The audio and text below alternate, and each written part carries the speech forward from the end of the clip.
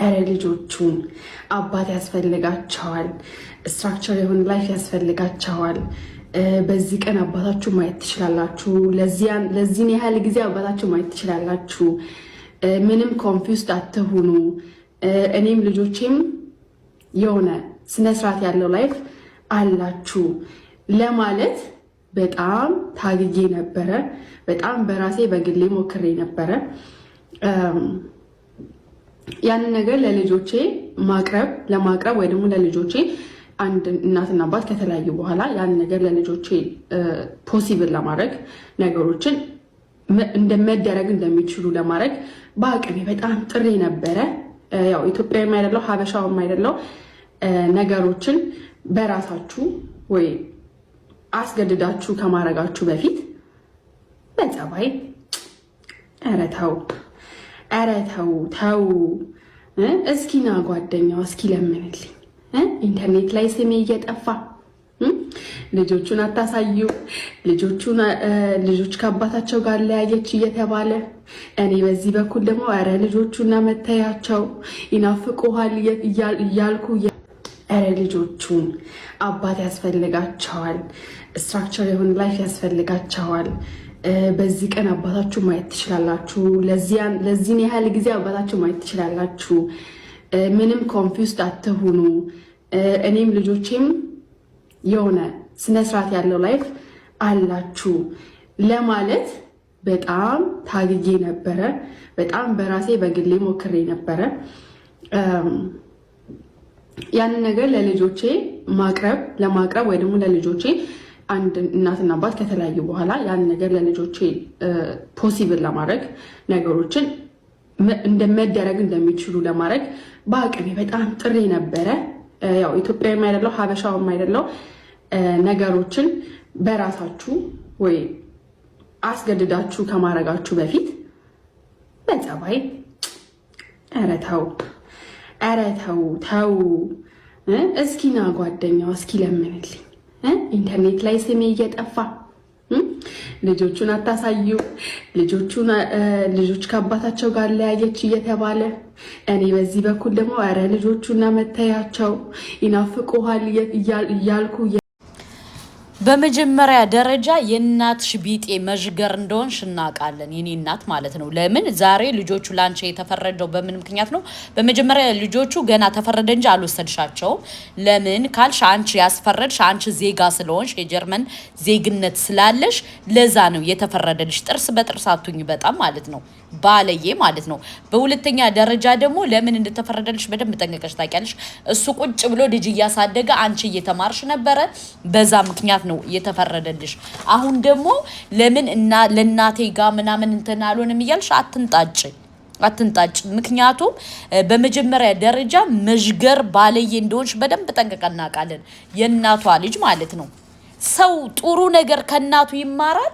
አንቺ ደግሞ እንደ እናትሽ አይነት መርዝ አውዝ ቢላ ማለት ነው። ገባሽ? የተፈረደልሽ በዛ ነው። አታቅራሪ በጣም ልጆቹ አሁን ታመው 2 ሳምንት እሱ ላይ እየገባ አይደለ? ለምን እንደዛ ከሆነ ለምን አላየሻቸውም? ለምን አላያቻቸውም? ልጅ እንትን ባልሽ እኮ ኦንላይን ላይ እየገባ ያልሆነው ልጆቹ ስለታመሙ እሱ እያስታመመ ስለሆነ ነው። አንቺ ግን ቂጥሽን ወን እያልሽ ሶሻል ሚዲያ ላይ 5-10 እየለመንሽ ማለት ነው። ልጆቹ ጋር አጠገባቸው እንዳትደርስ በእኔ ልጆች ጉዳይ አያታቸው እንደማይመለከታቸው አያታቸው ላይ ፈርቦትን እንዲመጣባ አያታቸው ልጆቼ ላይ ፈርቦትን እንዲሆን በራሴ በሚሄድበት መንገድ ተናገርኩ። እንደዚህ ክስ ላይ ነኝ። አያታቸው ለልጆቼ አትገባም፣ ልጆቼ በአያታቸው ማደግ የለባቸውም። በቃ በሷ ያለውን ጉዳይ ተናግሬ የሷ ክልከላ እንዲሰጣት ለፍርድ ቤቱም አቅርብ ያለው እናትና አባት ናቸው። ኃላፊነቱን የምንወስደው እኔና እሷ ነን። የሚመለከተንም እኔና እሷ ስለሆነን ፍርድ ቤቱም በዛ መልኩ ተናግሬ ለእሷም ማስጠንቀቂያ ተሰጥቶ የራሴ መብት ስላለኝ በልጆቼ ጉዳይ እኔና እሷ ብቻ ነን በልጆቻችን ጉዳይ መብት ያለን። ስለዚህ በዛ ጉዳይ ልጆቹ አያታቸው እጅ ላይ አያታቸው ማየት እንደማትችል አያታቸው አጠገባቸው መድረስ እንደማትችል ነው። እኔም በፖሊስ ጣቢያም በፍርድ ቤትም ድረስ ጥግ ድረስ የሚሄድበት ማለት ነው። ገባችሁ? ያ እንዲሆን ስለማልፈልግ በእንደዚህ አይነት መንገድ ሄጃለሁ። ፕሮሰሱ እንደዛ ነው ሄደው። በሰዓቱ እሷም እዛ ተገኝታ ነበር፣ ግን ውስጥ አልገባችም። እኔና እሷ ብቻ ነን። መጀመሪያ ልጆቹ ኢንተርቪው ተደረጉ። የነሱ ቃል ተወሰደ። ከዛ በኋላ እኛ ደግሞ ለብቻችን ገባን። ከዛ እኔ ባልኩት መንገድ በዚህ ስለተስማማው በእንደዚህ አይነት መንገድ ጸደቀ። አይኔ ልጆቹ ማሳደግ አልችልም እኔም ማሳደግ አልችልም ብትል ኖሮ እኔ ነበር ልጆቹን ማሳደገው። እዛውም ተናግሬያለሁ ቃል በቃል እኔ ቤት ማደግ ካለባቸው እኔ ቤት ያድጋሉ። ኃላፊነቱን ወስጄ ሙሉን ሪስፖንሲቢሊቲ ወስጄ አሳድጋቸዋለሁ ልጆቹን። አይ እኔ ማሳደግ ፈልጋለሁ ካለች መከራከር አልፈልግም። እኔ ነው ወስደው እኔ ነው ዕቃ አይደሉም ልጆቹ። መከራከርም አያስፈልግም። ይሄ ጠበቃ ይዤ መጥቼ ግዴታ ልጆቹ ለኔ ይገባል እነሱ ማሳደግ አይችሉም ምናምን ብዬ ትልቅ ብዙ ሪዝን ስለሚያስፈልግ እዛም ደረጃ የማያደርስ ነገር ስለሌለኝ እናታቸው ማሳደግ የምፈልግ ከሆነ ቅድሚያ ለሷን መስጠት ትችላላችሁ። ኃላፊነቱን ወስዳ ማሳደግ የምችል ከሆነ እኔ ማየት በምችል እኔ ጋር ብቻ ማደግ እንዳለባቸው ካለሱ ሊረዱ አልቻሉም ማለት ነው። ሲቀጥልም ደግሞ ለምን እኔ የልጆቼ አሳዳጊ እኔ እስከሆንኩ ድረስ እናቴን እኔን መርዳቷ ለምን ይሄኛ እንዳልተፈለገም አልገባቸውም። ያላለፈው አልፏል፣ ከዚህ በኋላ ይቆማል፣ አለቅ። አሁን ግን ከዚህ በኋላ ያለው ነው መጨነቅ ያለ። ምክንያቱም ፍርድ ቤት ያለ ነው ወይ ደግሞ ፍርድ ቤት የቀረብ ነው ከዚህ በኋላ ያለውን ነገር ለመቅረፍ እንጂ ከዚህ በፊት ያለፈውን ነገር ለመቅረፍ አይደለም። አንድ ሰው እኮ ችግር አለብኝ ብሎ ፍርድ ቤት ሲመጣ ከዚህ በኋላ ለሚኖረው ህይወት ነው መፍትሄ የሚሰጠው እንጂ ከዚህ በኋላ ላለፈው ነገር መፍትሄ አይሰጠውም። መፍትሄ ሊሰጠው ይችላል፣ ግን ደግሞ በዚህኛው ኬዝ አይደለም። ኬዙ መለያየት መቻል አለብን። ሰዓት ላይ እንዴ ምንድነው የምፈልገው? ላይፍ ልጅቷ እየሰራች ነው፣ ልጅቷ እየተማረች ነው። እንዴት ነው እዚህ ጋር እናትየው ምንም ነገር መርዳትም አችልም መርዳትም የለባትም በዛ ምክንያት ለእሷ ከወሰናችሁ አይሆንም ብለኝ ልትከራከር የምትችለው ተባለ ማለት ነው። ላይ ይሄ እኮ በቃ የማይሆን ነገር ነው። ልጅቷ ማንም ይርዳት እናቷም ይርዳት ማንም ይርዳት ላይክ ልጆቿን ኃላፊነት ወስዳ እስካሳደገች ድረስ ልጆቿን ወስዳ እስካሳደገች ድረስ ከማንም ጋር ሆና ብታሳድጋቸው ኃላፊነቱን ለኔ ነው እንጂ ያለው ለዛ ሰው አይደለም፣ ወይ መጥቶ ለሚረዳኝ ሰው ወይ ለእናቴም አይደለም። ሌላ ሰው ቢሆንስ ነው ያልኩት። ላይክ በውስጤ እየሰማሁ ግራ ገብቶኛል። ምንም የማወራው ነገር የለም። ቁጭ ያለው ነገርኳችሁ መስማት ነው። ደወል አንድ ሰዓቱ ሙሉ መስማት ነው። በቃ የሚጠየቀው የሚመልሰው መስማት ነው። እና ገና ገብቶኛል። በቃ እንዴ ሙኒት ራሱን በጣም መናደር ጀምሮ ማለት ነው። እንዴ ምንድነው የሚፈለገው? እኔ ደግሞ ከጅምሩ ነግሬያቸዋለሁ። እኔ የመጀመሪያ ቃል ስትጠየቅ ነግሬያቸዋለሁ። እኔ ያ ሰው እስከዛሬ ህይወቴን በዛ ሰው ውሳኔ፣ በዛ ሰው ፍላጎት፣ በዛ ሰው ፕላን ስመራ ስለነበረ ያ ሰው የሚፈልገውን ነገር እንዳልሳረግ ስለነበረ አሁንም ያንን ነገር ነው እኔ ላይ መደረግ የተፈለገው። አሁንም እኔ ኮንትሮል ለማድረግ ነው መደረግ የተፈለገው።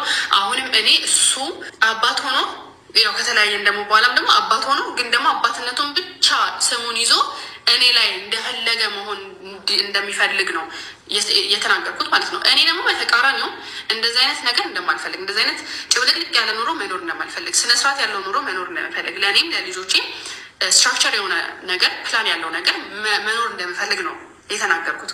ኦልሬዲ የተናገሬ ጨርሻለሁ። ምንም እኔ ጋር ሊቀረብ የሚችል ጥያቄ የለም። ገባችሁ አይደለም? ምክንያቱም ፍላጎቴን ተናግሬያለሁ፣ ምክንያቴን ተናግሬያለሁ።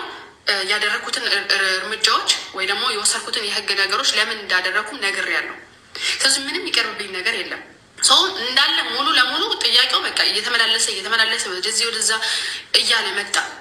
ከዛ የሆነ ሰዓት ላይ ምንም ግራ ሲገባቸው ድረስ ማለት ነው። አሁን እኔ ያልኩት ነገር እየተገለጸላቸው መጣ ማለት ነው። በቃ ይሄ ነገር አሁን ችግሩ ይሄ እኔ ልጆቼን ጥዬ ምናምን እኔ እሱ ጋር ልጆቼን ጥዬ ማሳደግ እንደማልፈልግ ነገር ሳይሆን ወይ ደግሞ እኔ ስለምሰራና ስለመማር ልጆቼን አለማሳደግ መቻሌ ሳይሆን ቢከዝ አወቁ። 4 ወር ሙሉ እኔ ልጆቼ እንዳሳደግኩ አወቁ። ከጅምሩም ጀምሮ የቻልኩትን ነገር የተወጣሁትን ነገር አሁን ከዚህ በኋላ ማንወጣበት ምክንያት ምንም ሊኖር አይችልም። ያ ነገር ውድቅ ነው ዞሮ። በዚህ በኩል ደግሞ ሲመጡ ደግሞ ነገርኳቸው አይደለም ጀርመን፣ ኢትዮጵያ ራሱ እናት ስለሰራች እናት ስለተማረች ልጆቿን አታሳድግም የሚል አስተሳሰብ አንድ ስለ ህግ የተማረ ሰው ሊኖረውም አይችልም። እንደውም ጭራሽ ያ ሰው ላይ ነው ጣጣው የመጣው ማለት። ምክንያቱም አንተ እስከዛሬ ምንም ካልተማርክ ምንም አይነት ነገር የትምህርት ነገር ከሌለ ለምን አትማርም ተብሎ ሪኮመንድ ተደረገ ማለት ነው። ሰው ጭራሽ ሪኮመንድ ልጆች ልጅ ስላለች ታውቂዋለሽ። ከልጅ በላይ ሴትና ወረቀቱ ነገር ሴቶች ዘላለም ቆርቦ መኖር ይችላል። ሲንግል ታውቃለህ የመጣበት ስለሆነ አቅዱ ማንም የለም እንዴ?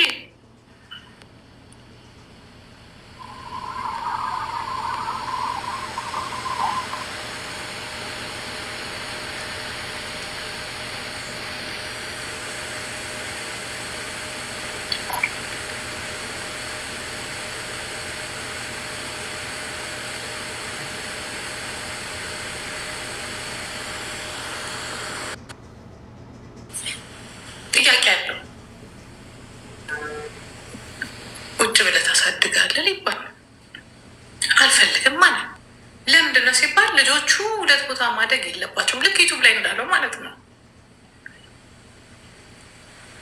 ሁለት ቦታ ማደግ የለባቸውም።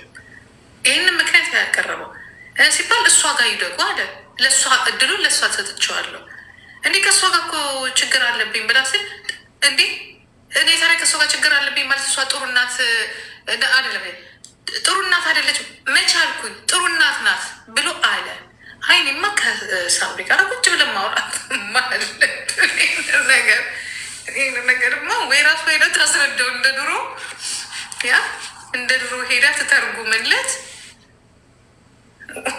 የቋንቋ ችግር አለ ወይ የሆነ የተሸወድነው ነገር አለ ወይ? ከዚህ ስቴፕ በኋላ እኮ በነገራችን ላይ ከዚህ ስቴፕ በኋላ እኮ ለውጥ እኮ ካላመጣ ይሄ ልጅ በህይወቱ ላይ ሌላ ጣጣ እኮ ነው የሚመጣው። አሁን ደግሞ ሌላ ጣጣ ሲመጣ ደግሞ እንዲያረጉኝ ሊለን ነው። ምክንያቱም ህጉ ነው ያንን ነገር የሚፈጽመው። ከዚህ በኋላ ሁሉ ነገር እኛ እንጠየቃለን። ያው ይሄ የሰጡት አፕ አለ አይደለ? ቴሌፎን የሚጻጻፉበት እሱ ነው ሪፖርት የሚያደርገው። ከዛ ህግ ነው የራሱን ውሳኔ የሚወስነው። ህግ ነው። እኛ ግን አይደለንም። እኔ በበኩሌ ከዛ በኋላ ሳምንት ወታኝ ነገር እንደ ልማዳችን ለነገሩ ልጆቹ ከሶሻል ሚዲያ ቀርተዋል። ማንም ስለማንም አያገባው ምንም። እኔም ራሴ አሁን የመጨረሻ ኢንፎርሜሽን ነው። ልጆቹን በተመለከተ ምንም አይነት ኢንፎርሜሽንም መስጠት አይቻልም። ልጆቹን በተመለከተ ከስዕል ያለፈ ኢንፎርሜሽን ራሱ አይቻልም። በቃ አይቻልም። ከፎቶ ውጪ ስለ ልጆቹን ማውራትም አይቻልም ከአሁን በኋላ ማለት ነው። ልክ ከትላንት ወደ ከፍርድ ቤት ከወጣን ጀምሮ ስለ ልጆቹ ምንም አይነት ነገር መስጠት አይቻልም። ከዚህ በኋላ ምንድን ነው የሚሰጠው? የሚቀጥለው ስቴፕ ምንድን ነው ቢባል ስ ዳንጀረስ ለሱ እንደ አባት እንደ እናትም ዳንጀረስ ነው። እሷም በስነስርዓቷ ልጆቿን ማሳደግ አለባት። እናትነቷን መወጣት አለባት። እሱም ይሄ 50-50 የሚባለው ማለት ነው። እሱም የአባትነቱን ድርሻ ካልተወጣ፣ እሷም የእናትነቷን ድርሻ ካልተወጣ ለሁለቱም ህግ ጥሩ አይደለም።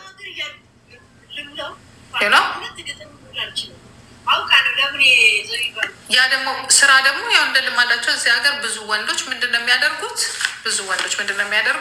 የጥቁር ስራ ነው የሚሰሩት። ምክንያቱም የልጅ ገንዘብ ስለሚከፈል 350 ዩሮ ነው የሚከፈለው ለአንድ ልጅ። ባደጉ ቁጥር ደግሞ እንግዲህ 700 ዩሮ ስራው 2500 ዩሮ ቢሆን በአንድ ጊዜ 700 ብር ጉምድ ይልባቸዋል። የቤት ኪራይ ያለ ከዛ በላይ ያለው የቀረውን ገንዘብ ነው የምትኖሩት። 250 ቀርቷል። አህያ 350 ዩሮ ገብቷል ለአንድ ልጅ አባት ሲከፍል እስከነ ምናምኑ ማለት ነው። ለሁለት ልጅ እንግዲህ 700 ዩሮ ነው። 700 ዩሮ ቁጭ ብለን ልንበላ ነው ማለት ነው። እኛ ሁላችንም ቸብ ልንበት 700 ዩሮ ከዛ እንደ እናትነት ደግሞ ከመንግስትም ከዛም ድጎማ አለ። ቢያንስ ወደ 1500 ዩሮ ሳምሪዬ እጇ ላይ ገባ ይላል ማለት ነው።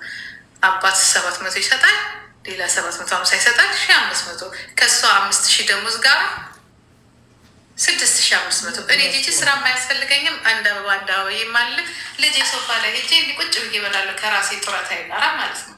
ይህም አለ ብዙ ሰው ያላወቀው። ከዛ በአመት አንዴ ደግሞ ቫኬሽንም አለ። በጣም ችግር ነው። እኔ እንደዛ ነው የማውቀው። የሳምሪ ደግሞ 5000 ዩሮ ነው። ከገንዘብ ጋር የተጣበቀች ሴትዮ እችናየ ወላሂ። አሁን እነዚህ ልጆች ያለያየቻቸው አውቃ ነው ማለት ነው። ሰው እንዴት ነው በዚህ ደረጃ ተንኮለኛ ክፉ የሚሆነው ማለት ነው? አስባችኋል? ገንዘቡን አስባን ያለያየቻቸው ማለት ነው። ፋኒዬ እንግዲህ አላየውን ወንድሜ ማለት ነው። ምንም ማድረግ አንችልም፣ ግን ከነዚህ ቤተሰቦች ጋር በሰላም ብትለያይ መልካም ነው ብዬ ነው ማስበው። በጣም ተንኮለኞች ክፎች ስለሆኑ ይቅርብ። ከነዚህ ጋር ህይወትህን አውጣ። በሰላም ራሱ መትረፍ እኮ ጥሩ ቀልድ አይደለም። አውዝ ቢላህ